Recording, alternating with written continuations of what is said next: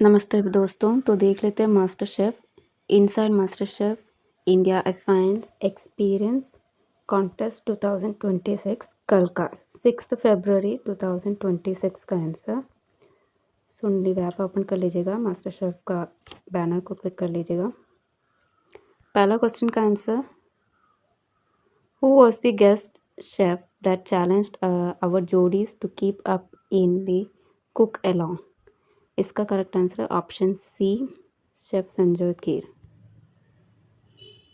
Second question का answer देख लेते हैं। Which Indian sweet did chef Sanjay Keer use as the core food element in his dish and elevate it to give A whole new representation in his cook along dish. इसका correct answer है option B, केवड़ा। तो ये है inside master chef India a fan experience contest 6 फरवरी 2026 का answer.